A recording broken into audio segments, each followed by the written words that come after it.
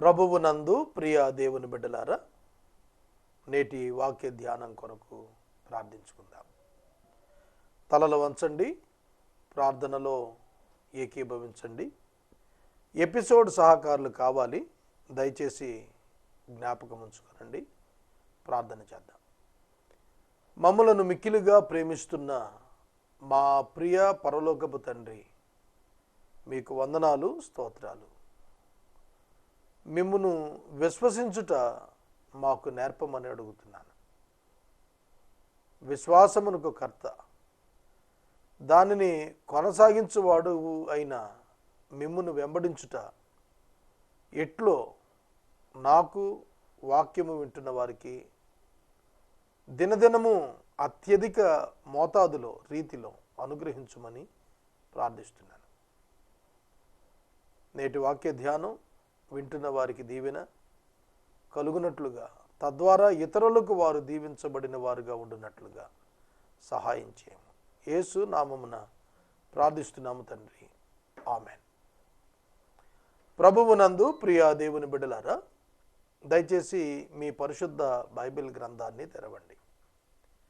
యెహెజ్కేలు గ్రంథము 7వ అధ్యాయము 14వ వచనం గత రాత్రి మనం నిలుపుదల చేశాం. యెహెజ్కేలు బబులోను చెరలో ఉండి యెరూషలేము యూదా దేశములో సంభవించనయున్న దౌర్భాగ్య పరిస్థితులను ప్రవచిస్తున్నాడు. ఇది సందర్భం. యూదా జనాంగం దేవుణ్ణి విస్మరించి, దేవునికి తిరుగుబాటు చేసి, దేవునికి ఇష్టము లేని వాటిని ప్రాక్టీస్ చేస్తూ వారి ప్రవర్తన పాడు చేసుకున్నారు. Consider your behaviour. నీ ప్రవర్తన జాగ్రత్తగా చూచుకోవాలి. మై బిహేవియర్, నా ప్రవర్తన ఎలా ఉంది? ఈ దినం వాక్యం చెబుతున్న నన్ను నేను ప్రశ్నించుకున్న ప్రశ్న ఈ దినం, నా ప్రవర్తన ఎలా ఉంది? Is it pleasing God? దేవుని సంతోషపెట్టేదిగా ఉందా? దేవుణ్ణి బాధ పెట్టేదిగా ఉందా? గ్రహించండి, ప్రవర్తన ఫలము దేవుడిస్తాడు. సత్ప్రవర్తన కలిగి ఉండటం మనం నేర్చుకోవాలి. దుష్ట ప్రవర్తన నీకు కీడును తీసుకొస్తుంది తప్ప మేలును తీసుకొని రాదు. యూదులు సత్ప్రవర్తన చూపవలసిన వారు అలాగున చేయలేదు. వారి ప్రవర్తన మూర్ఖతతో నిండింది.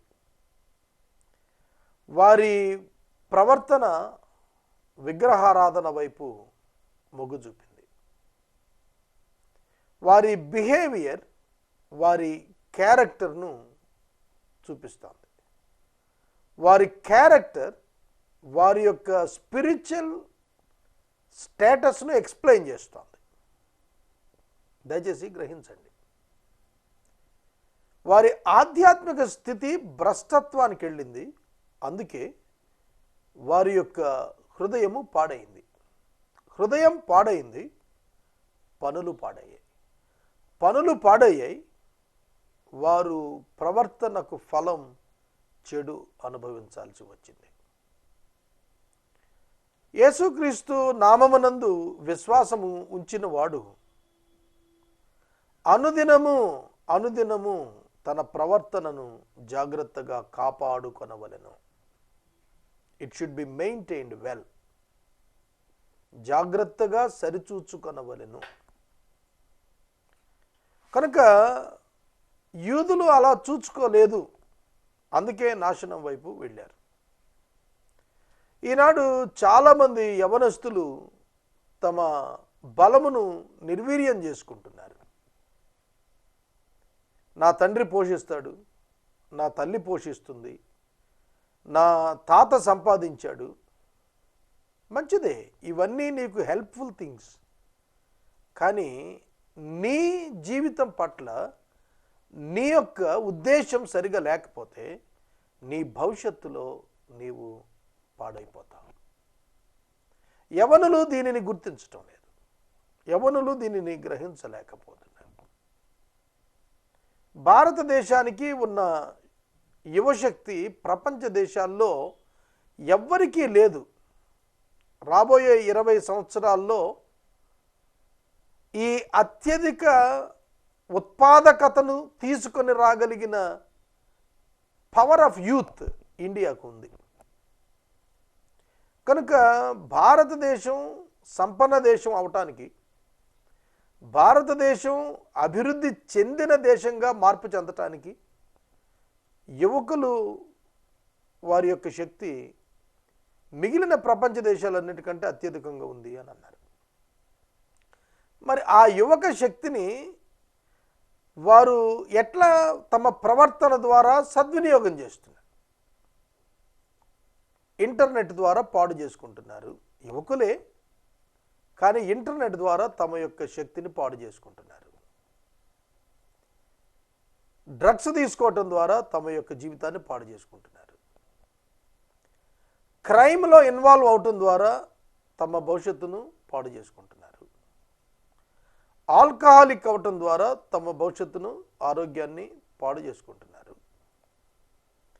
ఇలాంటి పరిస్థితులు భారతదేశం అంతటా యువతను పట్టి పీడిస్తుంటే ప్రపంచంలో యువశక్తిగా ఎక్కడ ఎదుగుతుంది? కనుక యువశక్తికి కావలసింది క్యారెక్టర్. దట్ మస్ట్ బి టీచ్డ్. అది చెప్పబడాలి, అది బోధించబడాలి. యూదులు కూడా చాలా శక్తి గలవాళ్లే, జ్ఞానం గలవాళ్లే, కానీ ప్రవర్తన సరిగా చూసుకోలేదు. దేవుడే వారిని శిక్షించాల్సిన పరిస్థితి వచ్చేసింది. 13వ వచనంలో మాట చదివినప్పుడు చాలా దయనీయమైన పరిస్థితి. ఎవ్వరూ కూడా బ్రతకాలను కోరుకోలేదట. అది తప్పక జరుగును, వారందరూ దుష్టులు అయ్యారు గనుక తమ ప్రాణం రక్షించుకొనుటకు వారిలో ఎవరు ధైర్యం చేయరు. ప్రాణం రక్షించుకోవటానికి ఎవరు ధైర్యం చేయరు. How can we live? No opportunity. ఓ పక్క నెబుకద్నెజరు వచ్చి కూర్చున్నాడు, చస్తేనే మేలు. ఇక పరిస్థితులు వర్స్ట్ కండిషన్కి వెళ్ళిపోయాయి. మీనింగ్లెస్ నా లైఫ్కి అని అనుకుని ప్రాణం వదులుకోవటానికి ఇష్టపడిపోతున్నారు అన్నాడు. సోదరుడా, సోదరి, సూయిసైడ్ సిచ్యుయేషన్. ప్రాణాన్ని కోరుకోకపోవటం అంటే నథింగ్ బట్ సూయిసైడ్, చంపుకోవటమే. ఎందుకు వచ్చారు ఆ దుస్థితికి? వారి ప్రవర్తన సరిగా లేదు. నీ ప్రవర్తన జాగ్రత్తగా నువ్వు కాపాడుకోకపోతే డెత్ విల్ కమ్. మరణాన్ని ఆహ్వానించాల్సి ఉంటుంది. చాలామంది అక్రమమైన బ్రతుకులలో ప్రవేశించి తమ అద్భుతమైన యవన కాలాన్ని పాడు చేసుకుంటున్నారు. సహోదరుడా, సహోదరి, దేవుని వాక్యము ఈ దినాన మనకు ఏమని హెచ్చరిక చేస్తోంది? దేవుని నిబంధన జనులే ప్రవర్తన విషయంలో సరిగా లేనందున దైవ ఉగ్రతకు, శిక్షకు పాత్రలు కావాల్సి వచ్చింది. మరి మన జీవితం ఏమిటి అనే ఆలోచన రావాలి. 14వ వచనం, వారు సర్వసన్నద్ధులై బాకానాదము చేయుదురు గాని వారి సమూహమంతటి మీదకి నా ఉగ్రత వచ్చి ఉన్నది గనుక యుద్ధమునకు పూనుకొనువాడు ఒక్కడును ఉండడు. వారు సర్వసన్నద్ధులయ్యారు. బాకానాదం వదటం అంటే ready to fight, ready to do the war. కానీ యుద్ధానికి పూనుకోలేనంతటి భయంకరమైన దైవ ఉగ్రత వారి మీద పడుతుంది. వారి శక్తి యుక్తులన్నీ నిర్వీర్యం అయిపోతాయి. దైవ ఉగ్రత ఒక వ్యక్తి యొక్క జీవితానికి వ్యతిరేకంగా వస్తే అతని తలాంతులు వృధా అయిపోతాయి, అతని శక్తియుక్తులు నిర్వీర్యమైపోతాయి. సంసోను దెలైలాకు దైవ రహస్యాన్ని చెప్పేశాడు. ఎప్పటి వలనే తాను విరజిమ్ముకొని లేవగలనని అతడు అనుకొనెను గాని యెహోవా ఆత్మ అతనిని ఎడబాసెనని అతడు తెలుసుకొనలేకపోయాడు, ఎరుగకపోయెను. సంసోను, నీ మీదకు ఫిలిస్తీ సర్దారులు వస్తున్నారు అనగానే విరజిమ్ముకొని లేవాలనుకున్నాడు. గతంలో అయితే విరజిమ్ముకొని తాళ్లను గడ్డిపోచల్లా తెంపినవాడు ఇప్పుడు తాళ్లను తెంపలేకపోయాడు. కారణము ప్రవర్తన, మిస్బిహేవ్డ్. తన ప్రవర్తన పాడు చేసుకున్నాడు, దేవుని యొక్క మాటకు అవిధేయుడయ్యాడు. ఎంత బలవంతుడు, ఎట్లాంటి బలహీనుడైపోయాడు. నవ్వుకుంటూ యుద్ధాన్ని ఆహ్వానించగలిగిన సమర్థుడు యుద్ధానికి పూనుకోలేడిక. నిర్వీర్యమైపోయింది సంసోను జీవితం.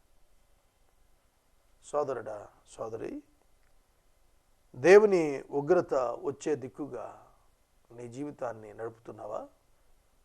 పశ్చాత్తాప పడితే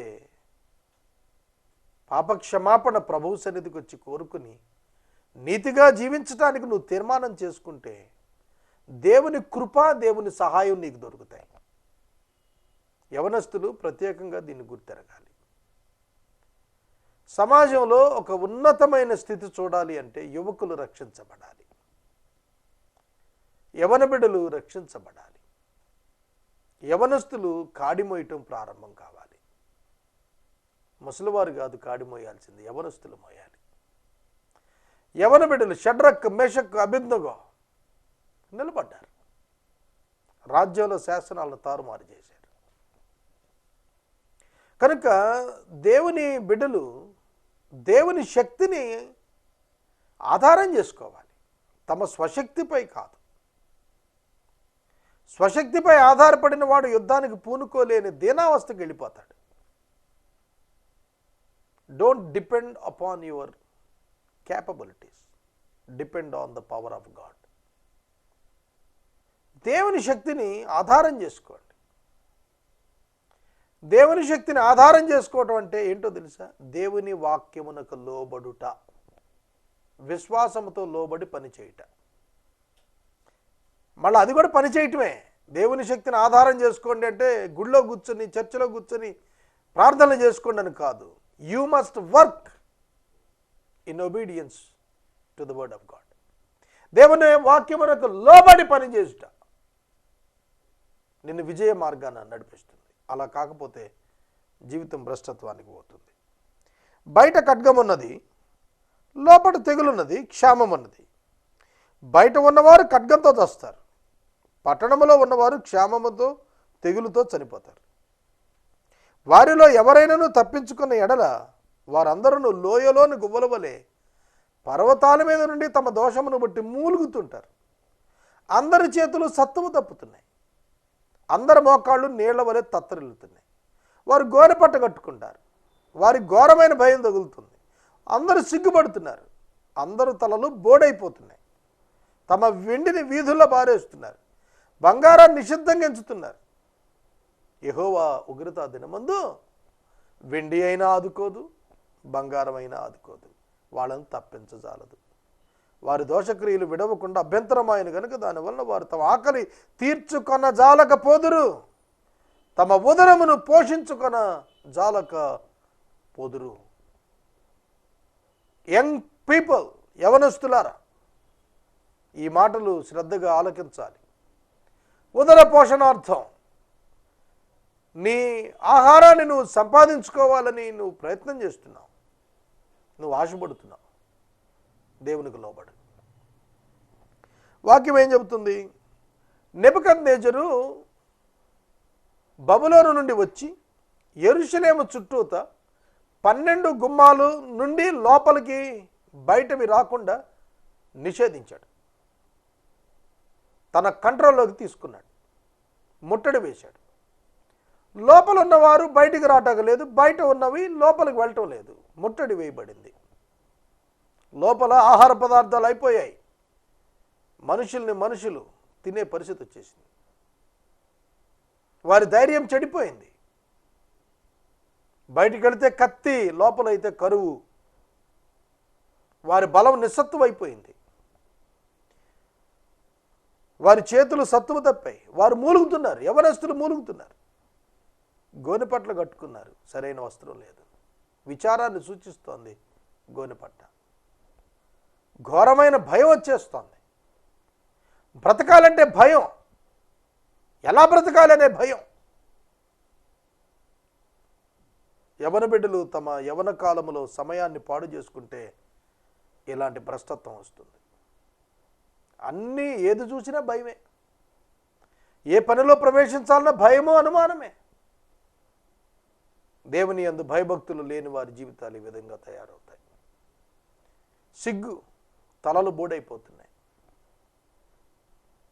ఆఖరికి వారి వెండి బంగారాలు వారిని తప్పించలేకపోతున్నాయి. వారు తమ ఉదరాన్ని పోషించుకోలేని స్థితిలో ఉన్నారు.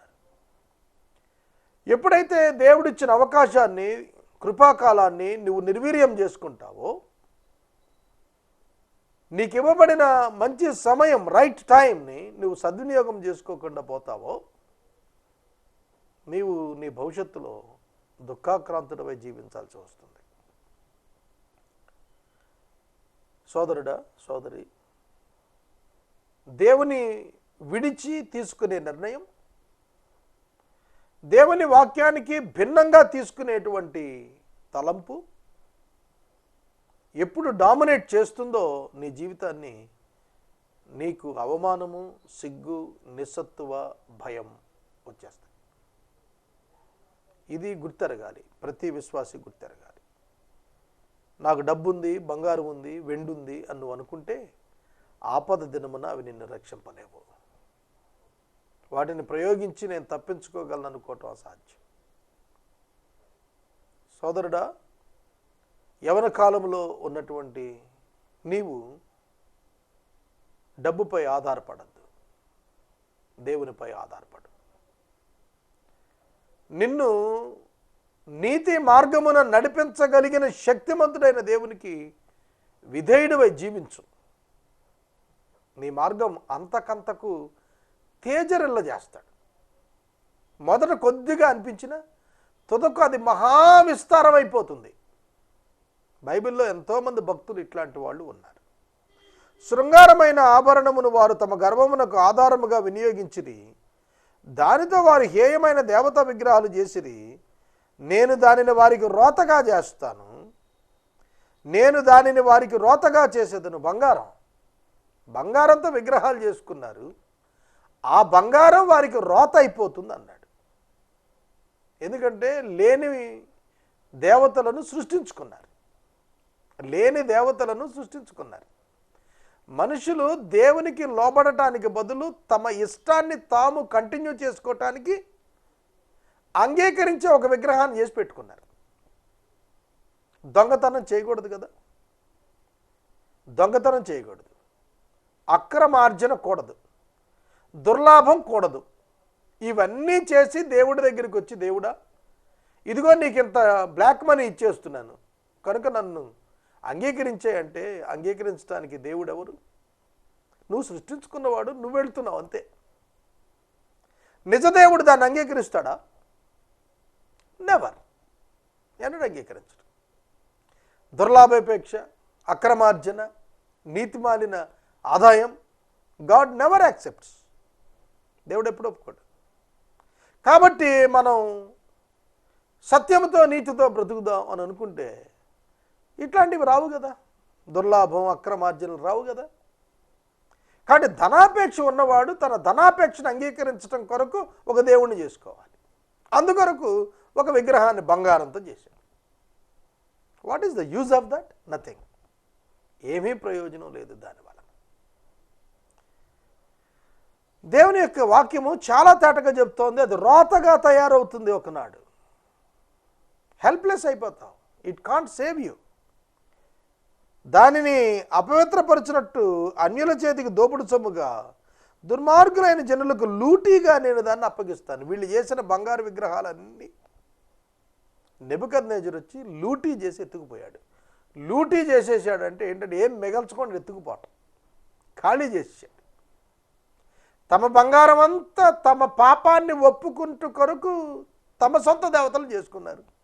దానిలో సూర్యుని కూడా దేవుణ్ణి చేశారు. యోధా జనాంగం సూర్యుడిని ప్రతిమలు చేసుకున్నారు, దానికి బంగారం వినియోగించారు. మరి డబ్బే కదా బంగారం అంటే. కనుక ఆ బంగారం లూటీ అయిపోయింది, తీసుకెళ్ళిపోయాడు. నెబుకద్నెజరు వచ్చి ఆ బంగారం అంతా దోచుకెళ్ళిపోయాడు. ఇంకేం చేస్తారు వీళ్ళు? కాబట్టి దేవునికి వ్యతిరేకమైన అడుగులు భవిష్యత్తున నెమ్మది లేని దినములకు కారణమవుతాయి. అది ప్రతి ఒక్కరు గుర్తించాలి. 21 వచ్చిన వారు దానిని అపవిత్రపరుచునట్లు అన్యుల చేతికి దోపుడు సొమ్ముగాను దుర్మార్గులైన జనులకు అనగా బబులోనీయులకు లూటీగాను దాన్ని అప్పగించెదను. వారిని చూడకుండా నా ముఖమును నేను తిప్పుకొందును గనుక శత్రువులు నా నిధి స్థానమును అపవిత్రపరచుదులు, దొంగలు చొరబడి దానిని అపవిత్రపరచుదురు. యెరూషలేము మందిరం నిధి స్థానం, దాన్ని అపవిత్రపరుస్తారు. అన్యులు దేవాలయంలో ప్రవేశం లేదు. యూదేతరులకు యెరూషలేము దేవాలయంలో ప్రవేశం లేదు, దాన్ని అపవిత్రపరుస్తారు అని అన్నాడు.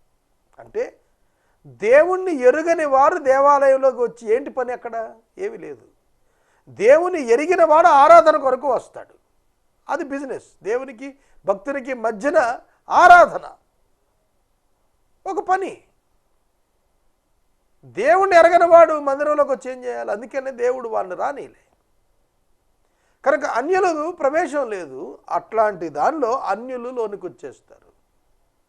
అపవిత్రపరచబట్టం అని అంటే అర్థం ఏంటంటే అన్యులు లోనికి వస్తారు. కాబట్టి అన్యులు అపవిత్రులని కాదు, అక్కడ అన్యులు లోనికి రావటం నిషిద్ధం, దాన్ని ప్రాక్టీస్లోకి వచ్చేస్తుంది అని చెబుతున్నాడు. బలాఢ్యులైన అతిశయము ఆగిపోవునట్లు వారి పరిశుద్ధ స్థలములు అపవిత్రమగునట్లు అన్యజనములలో దుష్టులను నేను రప్పిస్తాను. ఆ దుష్టులు వారి ఇండ్లను స్వతంత్రించుకుంటారు. సమూల ధ్వంసము వచ్చే ఉన్నది. జనులు సమాధానము కొరకు విచారిస్తున్నారు కానీ అది వారికి దొరకదు, అది వారికి దొరకదు. దొంగలు చొరబడ్డారు. దేశం రక్తంతో నిండుంది, బలాత్కారంతో నిండుంది. సంఖ్యలు సిద్ధపరచుము అన్నాడు. దేశము ఏ రక్తంతో నిండింది? నీతిమంతుల రక్తంతో నిండిపోయింది. యూదా జనాంగం ఎట్లా తయారయ్యారంటే ఇర్మియా కాలంలో ఎవరైనా తమ మనసుకు నచ్చని సందేశం ప్రకటిస్తే వాళ్ళని చంపేయాలి. How sad it is. తమకు నచ్చినది ప్రకటిస్తే వాళ్లకు డబ్బులు ఇవ్వాలి, వసతులు ఇవ్వాలి. నచ్చని సందేశం చెబితే చంపేసేయాలి. ప్రవక్తలు దేవుని పేరిట వాళ్లకు హెచ్చరికలతో కూడినటువంటి ప్రవచనాలు చెబుతుంటే వాళ్ళ రక్తాన్ని చిందించారు. దేవుడు దాన్ని చాలా సీరియస్గా తీసుకున్నాడు. దేవుడు తన పక్షంగా తన సేవకులను ప్రజల కొరకు ప్రజల రక్షణార్థం ప్రజల మధ్యకు పంపిస్తుంటే ఆ ప్రజలు దేవునికి వ్యతిరేకంగా నిలిచి దేవుడు పంపించిన ఆ ప్రతినిధులను రక్తం చిందిస్తూ ఉంటే దేవుడు సైలెంట్గా ఉంటాడా? ఇవాళ అలాంటి పరిస్థితులు కనిపిస్తున్నాయి. సువార్త ప్రకటిస్తే బ్రతకనిస్తారా? ప్రస్తుతం తిరస్కరిస్తున్న స్థాయిలో ఉన్నటువంటి దుస్థితి బ్రతకనిచ్చే స్థాయికి ఉంటుందా భవిష్యత్తులో? అదొక ప్రశ్నార్థకం. నేను గత రాత్రి మహా టీవీలో గంటన్నర చర్చ చూశాను, మత నాయకుల యొక్క చర్చ. నాకు వచ్చిన అనుమానం ఏమిటంటే భవిష్యత్తులో సువార్థీకరణకు మార్గాలు తెరవబడే పరిస్థితి ఉన్నదా భారతదేశంలో? ఆ చర్చ నేను డీటెయిల్డ్గా ఫాలో అయ్యాను, చాలా క్లోజ్గా వాచ్ చేశాను దాన్ని. ఎందుకు ఈ మాట చెప్తున్నానంటే నేను పరిస్థితులు ఎట్లా వెళుతున్నాయి గమనించాలి మనం. ఆనాడు యూదుల మధ్య నీతిమంతులైన ప్రవక్తలు వచ్చినప్పుడు వారి రక్తాన్ని చిందించారు. ఆ కారణం చేత సంకెళ్లను దేవుడు సిద్ధం చేయమన్నాడు. కనుక దేవుని యొక్క భక్తులను రక్తం చిందించాలనేటువంటి దుర్మార్గతలోనికి యూదా జనాంగం వెళ్ళారు. దేవుడు ఊరుకున్నాడా? దేవుడు ఊరుకోలేదు. వాళ్ళ రక్తం కూడా దేవుడు చిందించాడు. 25వ వచనం, 26వ వచనం, నాశనం వెంబడి నాశనం కలుగుతోంది, సమాచారం వెంబడి సమాచారం వస్తోంది. వారు ప్రవక్త యొక్క దర్శనం కొరకు విచారణ చేస్తున్నారు, కానీ యాజకులు ధర్మశాస్త్ర జ్ఞానులు కాకపోయారు, పెద్దలు ఆలోచన చేయకయే ఉన్నారు. చాలా విచారం ఏంటంటే యాజకులు ధర్మశాస్త్రపు జ్ఞానులు కాకపోయారు అంటే స్క్రిప్చరల్ నాలెడ్జ్ దైవ సేవలో ఉన్నటువంటి యాజకులకు లేకుండా పోయింది అన్నాడు. ఇవాళ అలాంటి ప్రమాదపు స్థితి కూడా క్రైస్తవ్యంలో కనిపిస్తుంది. బైబిల్ నాలెడ్జ్ లేదు, నాలెడ్జ్ అబౌట్ గాడ్ లేదు, నాలెడ్జ్ అబౌట్ ద స్క్రిప్చర్స్ లేదు. But they are on the preaching, but they are on the ministry.